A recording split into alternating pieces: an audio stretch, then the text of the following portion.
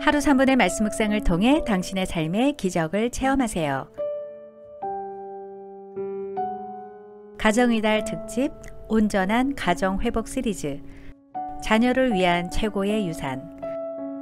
사도행전 16장 31절, 이르되 주 예수를 믿으라. 그리하면 너와 내 집이 구원을 받으리라 하고.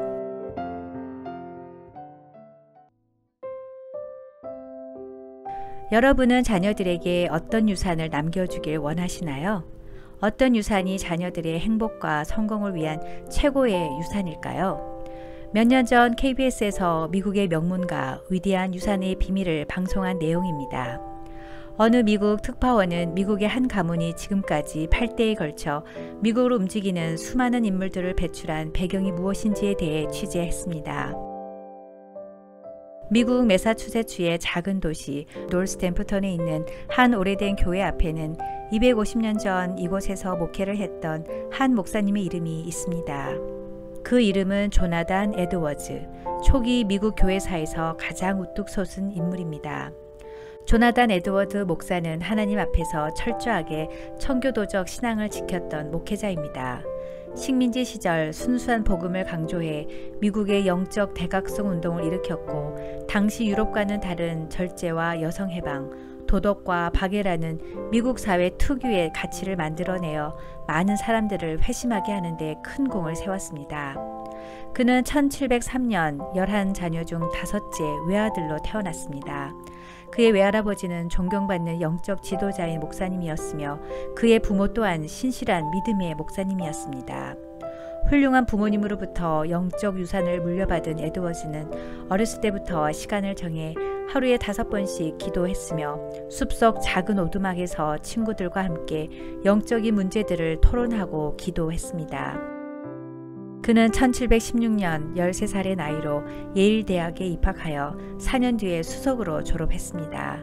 1727년 목사 안수를 받은 그는 결혼하여 11명의 자녀를 낳아 신앙으로 가르쳤습니다. 오랜 시간이 흐른 뒤 미국 뉴욕시 교육위원회에서 신앙인과 불신앙인의 후손들이 어떻게 다른지를 살펴보기 위해 조사를 했습니다. 신앙인의 표본은 에드워즈 가문, 불신앙인의 표본은 뉴욕에서 살롱 술집을 경영하여 거부가 된 무신론자 마커스 슐츠 가문이었습니다. 각각 5대에 걸쳐 후손들의 삶을 추적한 결과 놀라운 결과가 나왔습니다.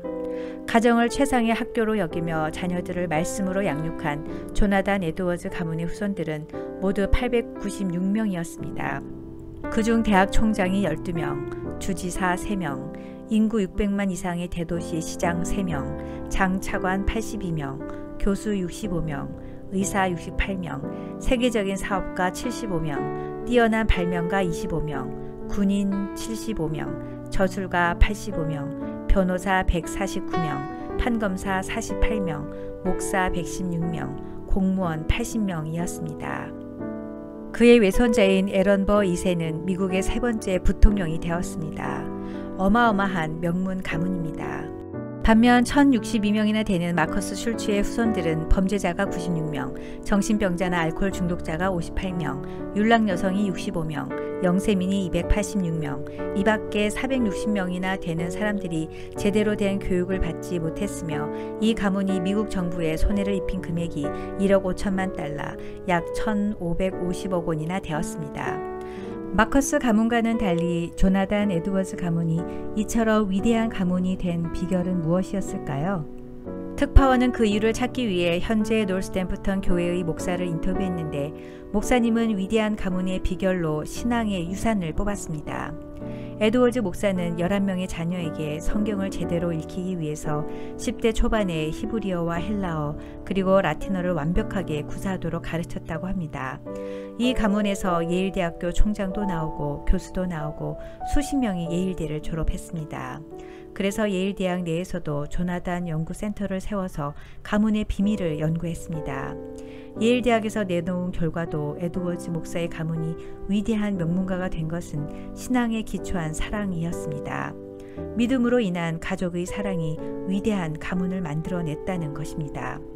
여러분은 자녀에게 무엇을 물려주길 원하시나요? 큰 집, 고급 자동차, 부동산, 기업을 물려주길 원하시나요? 아니면 내가 이루지 못한 꿈과 하늘, 자식이 대신 이루길 원하시나요? 우리가 아이들에게 물려줄 최고의 유산은 바로 부모님의 신앙입니다. 요한복음 1장 12절 영접하는 자 곧 그 이름을 믿는 자들에게는 하나님의 자녀가 되는 권세를 주셨으니 로마서 8장 17절 자녀이면 또한 상속자 곧 하나님의 상속자요 그리스도와 함께한 상속자니 예수님을 내 삶의 주인으로 영접하는 순간 우리는 하나님의 자녀가 되고 또한 하나님의 상속자가 됩니다. 천지 만물을 창조하신 전능하신 하나님을 아버지라고 부르는 것도 대단한데 하나님의 상속자가 된다는 것은 너무나 놀라운 일입니다. 우리가 하나님의 상속을 받는 이유는 우리가 잘났거나 의로워서가 아니라 하나님의 자녀이기 때문에 받는 것입니다. 우리가 하나님에게서 상속받는 것은 거룩하신 하나님처럼 우리도 거룩한 신분으로 또 영원하신 하나님처럼 영원한 생명을 지닌 신분으로 거듭나고 온 우주 만물을 창조하신 하나님의 피조세계를 우리가 다스릴 수 있는 권리를 부여받고 또 성경에 약속하신 하나님의 모든 말씀과 모든 약속을 전부 상속받는 것입니다. 갈라디아서 4장 7절 그러므로 내가 이후로는 종이 아니요 아들이니 아들이면 하나님으로 말미암아 유업을 받을 자니라. 우리 아버지 하나님께서는 전 우주 만물을 담고 있는 하늘의 유업을 주시려 하는데 우리는 이 좁은 땅에서 세상의 지위와 재산을 얻으려고 믿음마저 내팽개치고 아둥바둥하고 산다면 얼마나 어리석은 인생이 되겠습니까? 하나님의 유업은 세상적 상속과는 차원이 다릅니다. 이 하늘의 유업은 썩지도 않고 더럽지도 않고 쇠하지도 않는 영원한 유업이요 우리가 받은 하나님의 은혜, 십자가에서 보여주신 주님의 사랑, 우리에게 주어진 영원한 생명, 그리고 약속된 저 천국까지 모두가 하늘의 유업입니다.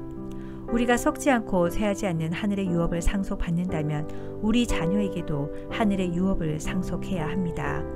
신앙의 유산을 물려주는 것은 곧 하늘의 유업을 상속하는 것이기에 신앙의 유산은 가장 위대한 유산입니다.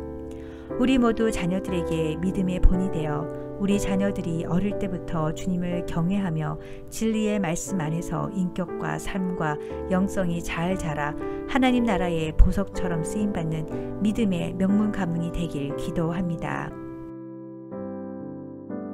전능하신 하나님 아버지, 천지를 창조하신 하나님을 감히 아버지라고 부를 수 있는 특권을 주시니 감사합니다.